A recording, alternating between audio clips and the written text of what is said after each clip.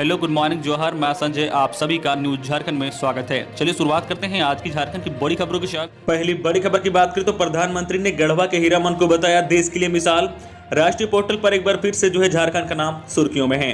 प्रधानमंत्री नरेंद्र मोदी ने अपने मासिक कार्यक्रम मन की बात में गढ़वा जिले के राका अनुमंडल स्थित सियो गांव निवासी आदिम जनजाति के पारा शिक्षक हीरामन कौरव की तारीफ की है। हीरामन ने 12 साल के अथक प्रयास और परिश्रम के बाद विलुप्त होती ऑस्ट्रो एशियाई परिवार की जनजातियों कौरव भाषा को संरक्षित करने के उद्देश्य से कौरव भाषा शब्दकोश तैयार किया है। 50 पन्नों के इस शब्दकोश में पशु पक्षियों से लेकर सब्जी, रंग, दिन, महीना, घर गृहस्थी से जुड़े शब्द, खाद्य पदार्थ, अनाज, पोषक, फल सहित अन्य कौरव भाषा के शब्द और उनके अर्थ शामिल किए गए हैं। प्रधानमंत्री नरेंद्र मोदी ने हीरामन के कार्यों को देश के लिए मिसाल बताया है।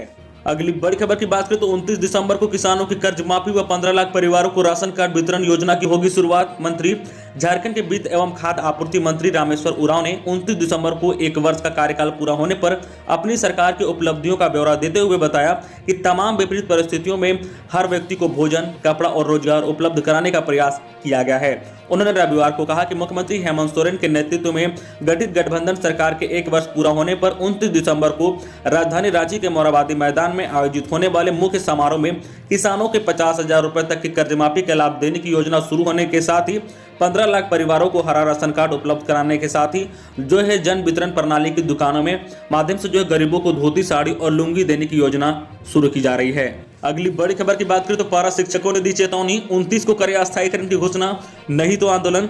झारखंड पारा टीचर अस्थायीकरण व वेतनमान की मांग को लेकर हमेशा आंदोलन करने वाले पारा शिक्षकों ने एक बार फिर से राज्य सरकार को आंदोलन की चेतावनी दे दी है। रविवार को रांची में एकीकृत पारा शिक्षक संघर्ष मोर्चा की बैठक हुई, जिसमें पारा शिक्षकों ने कहा कि यदि 29 दिसंबर को राज्य स्तरीय समारोह में पारा शिक्षकों के अस्थायीकरण तथा वेतनमान की घोषणा नहीं हुई तो एक बार फिर से राज्यव्यापी आंदोलन करेंगे। पारा शिक्षकों ने निर्णय लिया है कि राज्य सरकार द्वारा 29 दिसंबर को उनकी मांगों के पक्ष में घोषणा नहीं की गई तो वह अगले साल 17 जनवरी को सत्ता पक्ष के विधायकों के आवास का घेराव करेंगे। इसके बाद 24 जनवरी को सभी मंत्रियों के आवास का घेराव होगा। यह भी निर्णय लिया गया है कि 10 फरवरी को पारा शिक्षक मुख्यमंत्री आवास के समक्ष प्रदर्शन करेंगे। आंदोलन की तैयारी के लिए 3 जनवरी को मोर्चा की सभी 264 प्रखंड कमेटी एवं 10 जनवरी को सभी 24 जिला कमेटी की बैठक होगी। अगली बड़ी खबर की बात करें झारखंड मौसम विभाग से कि उत्तर पश्चिम हवाओं से बढ़ी कनकनी, अगले 3 दिनों में और बढ़ेगी ठंड। रविवार की सुबह रांची शहर के बाहरी इलाकों में कोहरे देखने को मिला, हालांकि दिन चढ़ते ही धीरे धीरे मौसम साफ हो गया, मगर उत्तर पश्चिम हवाओं के कारण कनकनी काफी बढ़ी हुई है।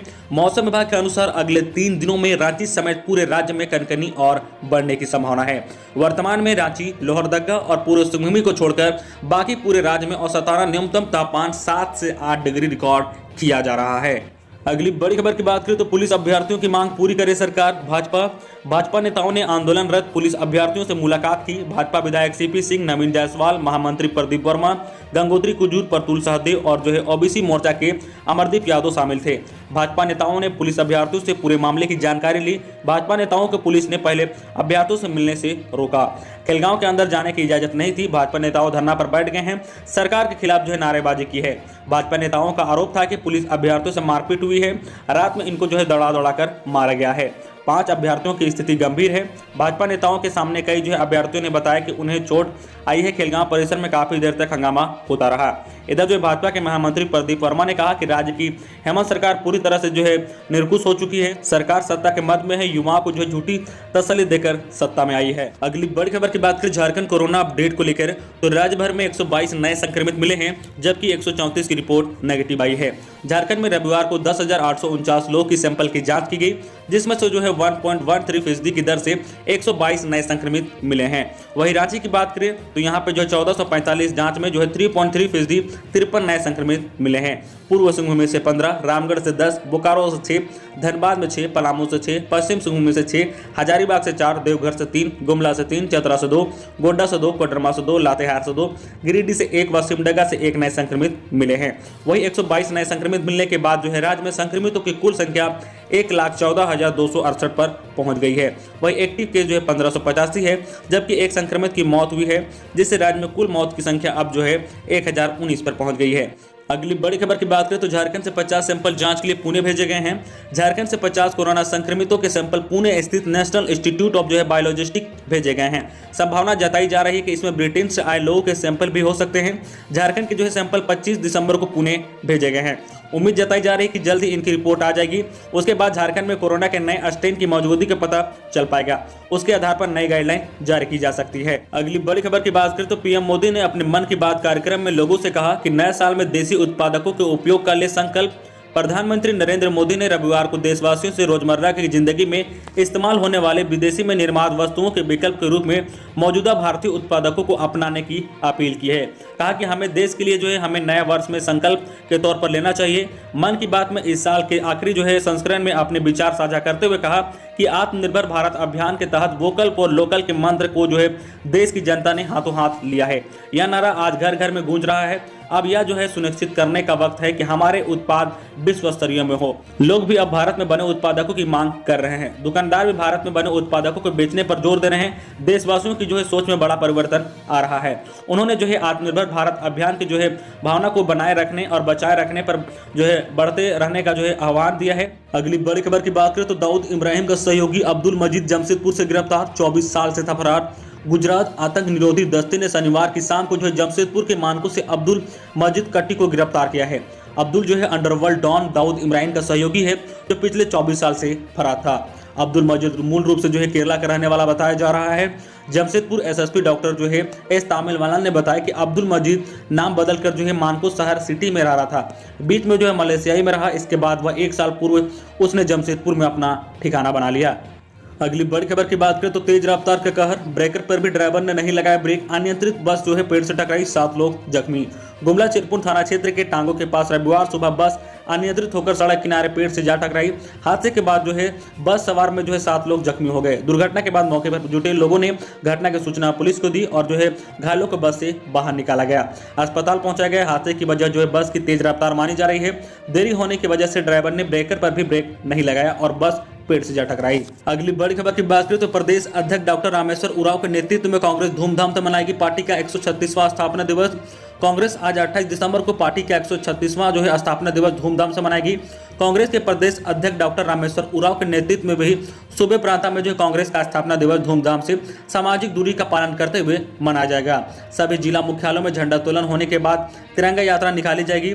स्वतंत्र सेनानियों एवं बुजुर्गों कांग्रेसियों को सम्मानित किया जाएगा। कांग्रेस के इतिहास एवं वर्तमान पर चर्चा की जाएगी। कांग्रेस के प्रदेश प्रवक्ता आलोक कुमार दुबे ने रविवार को बताया कि राजधानी रांची में भी स्थापना दिवस धूमधाम से मनाया जाएगा। अगली बड़ी खबर की बात करें तो साल के अंतिम रविवार को हुंड्रू पुल में पर्यटकों की उमड़ी भीड़। सैलानियों ने जमकर उठाया लुत्फ। झारखंड के प्रसिद्ध हुंड्रू जलप्रपात में साल के अंतिम रविवार को काफी संख्या में सैलानी घूमने पहुंचे। इसमें झारखंड के अलावा पश्चिम बंगाल, बिहार, दिल्ली सहित अन्य राज्यों से भी पर्यटकों ने अपने परिवार के साथ घूमने पहुंचे। काफी भीड़ होने से दुकानदारों में काफी भीड़ दिखी। सैलानियों ने जमकर लकड़ी के बने सामानों की खरीदारी की। एडवेंचर पार्क एवं जीप लाइन का भी पर्यटक भरपूर मस्ती उठाए। इस दौरान पर्यटकों की भीड़ को सावधानी बरतने की भी जानकारी दी गई। अगली बड़ी खबर की बात करें तो हरी सब्जियां खाना हुआ मुश्किल। ठंड के मौसम में एक बार फिर से हरी सब्जियां महंगी होने लगी है। इससे लोग परेशान होने लगे हैं। किचन पर बोझ बढ़ने लगा है। 10 रुपए प्रति किलो तक मिलने वाला फूलगोभी भी 30 से 35 रुपए किलो हो गया है। हरी सब्जियों की कीमत में 10 से 20 रुपए प्रति किलो बढ़ोतरी हो गई है। पेट्रोलिया के प्रगतिशील किसान दिलेश्वर साहू ने कहा कि 3 से 4 दिनों में से कुहासा के कारण कई सब्जियां जैसे बैंगन, फूलगोभी, टमाटर, मटर सहित अन्य सब्जियों के फसल में को नुकसान पहुंचा है। इसी कारण कीमत बढ़ रही है। अगली बड़ी खबर की बात करें तो पिछले वर्ष की तुलना में अधिक होगी धान की खरीद। डॉक्टर रामेश्वर उरांव।